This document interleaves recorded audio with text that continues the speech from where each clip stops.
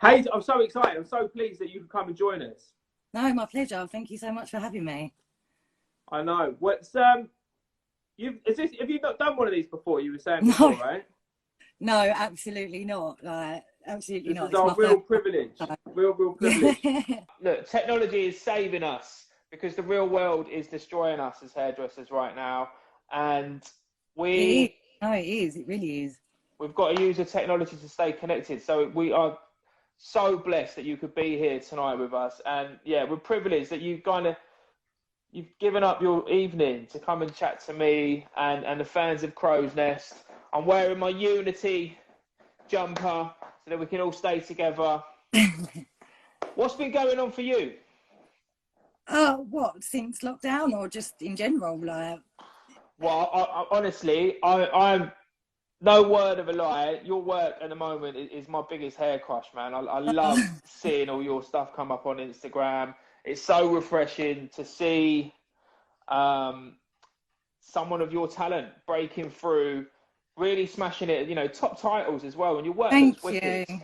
It Thank really you. No, does look that wicked. really means a lot to me. Thank you. It's really I've lovely to have my work recognised and, obviously be here to chat about it as well. So, yeah, it's been really crazy actually. Like since last lockdown, I've been really busy anyway, but since last lockdown, really busy. I think everyone was just super hungry to get back shooting and get back being creative. So I've done quite a lot actually, and it's been actually almost in the last few weeks that a lot of my work has sort of coming out, being published and things like that. So it's actually been really nice the last few weeks. When you're working so hard and you're putting in all the hours and you're doing the long days and you're not getting a day off, like I'm sure you know how it is, and you're sort of like you keep going, and then all of a sudden everything sort of comes out and gets published, or you have opportunities come up, and you just sort of like, yeah, that's it, that's what I'm doing it for, and it's working. well, it's clearly you've clearly got massive abundance of talent and you've got the eye and all this kind of stuff. But where does it all come from for you? Where did it begin? Well, to be honest, I only actually started hairdressing about maybe 7 years ago. I think it was about like 21. I didn't actually want to be a hairdresser when I left school, but I come from a family of hairdressers. My mum was a hairdresser, my stepmom was, but it just wasn't something that I wanted to do, which is like that typical, but I've always been super creative, always done art and things like that. And then I think I got to about 21, and I kind of sort of thought I need to get like a real job, like I need a trade. I was sort of doing bits and pieces and went off backpacking and all that, and kind of thought I needed to get myself a career. And I thought I'll just give hairdressing a go. Like, how hard can it be? You just got to cut in a straight line. Little did I know.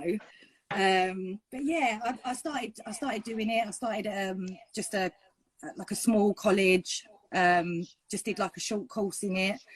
Didn't really have any idea about the fashion or hair industry at all. I just thought that you used to go into the salon and get your hair cut and that's it. And then I think I went to Salon International, and then that's where I sort of saw, Wow. you know, the hair world really. And it's like a completely different world, isn't it? Yeah. Can I ask you a personal question? Yeah, go on. It's just so we can have a little bit relate. So you started at 21. You shouldn't ask a lady this, but how old are you now? I just want to see how long that took. Maybe don't say how old you are, but how many years is that time span? I'm 28. Okay. Yeah, so yeah, about 7 years. I'm sure I was 21. I'm pretty sure I was 21. Yeah. Yeah. I'm So I not was long, 21. really. Well, it is a long time, but I think that's yeah. quite meteoric rise, really. To give you, all credit. To be honest, to come from 21 and to what 7 years, and you're killing it. I mean, it's you've clearly got so much drive and ambition for the industry. So you've still got so much more to achieve and give and experience. Yeah. But where you're at right now, honestly, is I'd say that's a meteoric rise to kind of where you're at. I mean, but Oh, that only comes from thank you. hard work, hard graft. I was talking Yeah, to you, I don't know whether 100%. you Yeah. saw the live last night on Session Kit, and like Anna and Adair were talking about assisting and the hard slog of years. You know, you've got to put in time Yeah. to get your own opportunities open up for you, you know, and they were talking about 3 years minimum. Who did you? Oh yeah, definitely. Because you're firmly associated with Nick now, but were you assisting people before that? I did. I assisted on a few a few different occasions. You know, and then obviously at backstage at Fashion Week, different shows, different hairdressers. I was working with a couple of brands and things like that. But yeah, really, like Nick is my main person that I've assisted.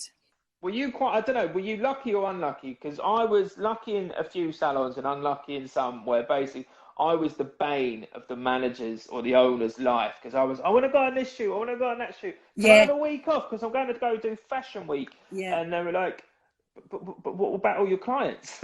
Yeah. Like, oh, I don't care. I want to go. Yeah. No, 100%. I was really, really lucky. My old boss, Ian, he was super, super supportive of everything that I wanted to do from day one, really. He would always let me just go off whenever I needed to. Like you said, like it could be like on a Saturday, or he'd give me like a week off to go and do this, that and the other. And he was always like, look, as long as your clients are happy, I'm happy. And as long as you're doing your job here when you're here, I'm just happy to support you. So I was really, really lucky. And you know, like when I was on the Fame team, I had to have a lot of time off that year. You know, and my whole salon, my team back then, they all really supported me, and all my clients as well. And still now, my clients that I have now, they're really understanding of my work that I do now. And, you know, because you know how it is, it's very last minute, it chops and changes, and, you know, you don't know, they're really understanding. So I'm really, really lucky to have their support. So.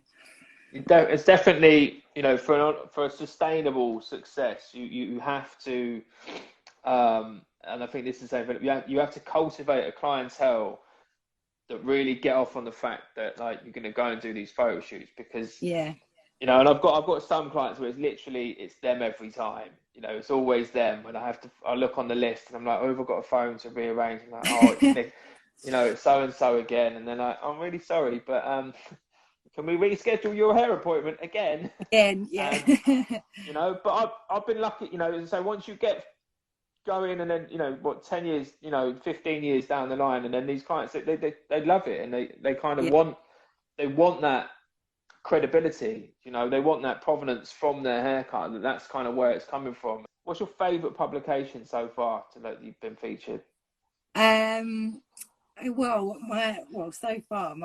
Recently, the latest Hunger issue, the latest DIY issue, I managed to somehow get a cover. So for me, that was like a huge achievement, a really big deal. So that would be my favourite, yeah. And have you still got what's left on your list, the aspiration list of publications? Where do you want to see that next cover? Oh, gosh, so many. Like, I mean, I've only just started, do you know what I mean? I think for me, like, I love ID magazine. That I would love to do a job with ID, Vogue Italia. That would, I think, if I could ever do something for Vogue, that would mean a lot to me as well. I just so many. So yeah, I'm just starting out. Do you know what I mean? You know, no, I think I've always been very dedicated and very sort of hard. Like I work really hard in everything that I do, and you know, I think with my dad, he works harder than anybody that I know, and I think so. I've always just grown up like you said around that, and yeah, I just for me it's just about making like my family really proud and just doing the best that I can, really. So we've been really lucky. We have been really lucky. I mean, we embraced the first lockdown. Yeah. It took me a couple of weeks to be like, all right, what can I do? How can we? And I always come back to how can we help people? You know, what can we do for others? And for me, it was, you know, let's get a few people on. You know, see what we can do, and started going through for the Black Book. and I've had a live guest every week since the beginning of April.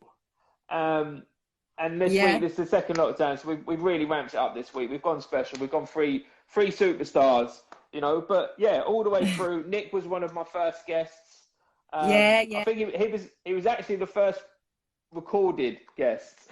I did one before him, and then I tried to save it. It didn't save. So.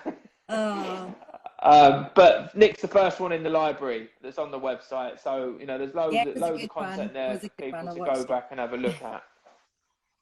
What were you doing during the first lockdown? How did you cope? It was. I found it really tough, actually. If I'm honest, I found it really hard because, for me, like so many people, I'm 24/7. I'm working all day, every day, and if I'm not working, I'm out. You know, I'm never really at home. So to then be locked down and then be at home 24/7, and you're not being creative and you're not, you know, it was a real big change. So I did find it really hard. And I find it really hard to relax and rest. So it was like, what do I do with all this time? Which I'm sure so many other people, you know, felt the same. But I put together, so in the second half of lockdown, I put together my entry for Creative Head magazine, the It List. And that really sort of, that gave me something to really focus on. And I was able to be really creative with it and explore like other parts of my creativity that I haven't done for so long. Yeah. Not only did you save yourself from the mire of lockdown, but you actually got on the final list. You are an It Girl finalist. Yeah. Creative Head magazine's It Girl finalist for 2020. I mean, that is sick. I mean, I've seen a few of the guys commenting before. I've never been invited to the judging and stuff, but I have entered it myself. I was a finalist a few years back, many years back, to be honest. But you know, so I know what it takes to put that portfolio together. And you know, Alex. Oh, go on. Sorry. I was. Yeah. What were we going to say? What was I a finalist in? Yeah. What did you enter? What category? I was an It Boy. I was an It Boy. Oh, you did the. Okay. Yeah. Yeah. I was an It Boy. Only a finalist. Amazing party. And very, very upsetting end to the night. I like to believe I came second, but they only nominate one winner, and then it's just 7. I'm pretty sure I came second. But but no, I was listening to Nick, watching Nick and Alex, and you know, they said that your portfolio was amazing. Your entry was pretty sick, and I can imagine the work that I've seen. And then knowing the level of work that you have to put into that competition and to finalise, you know, you got to have some heavy duty, you know, kit with you. So that's really impressive. How does it feel? How did it feel when you got that list? When you got your little clap sent to you? Literally, like I was. To me, like it means so much to me. I'm still like, I can't believe it. Like, this is amazing. Just to even be a finalist, it's something that I've really, really wanted, you know, for so long, and it really does mean a lot to me. Like, and you know, just having that opportunity to have my work sort of shared and judged by, you know, some of the industry's best that's incredible in itself. So then for them to actually put me in the final is, you know, it's really, really humbling. I'm on cloud 9 about it. And I'm sure everybody did, but I really put my heart and soul into my entry. And I give it everything, a lot of energy. So yeah, it is really special to me. It does mean a lot.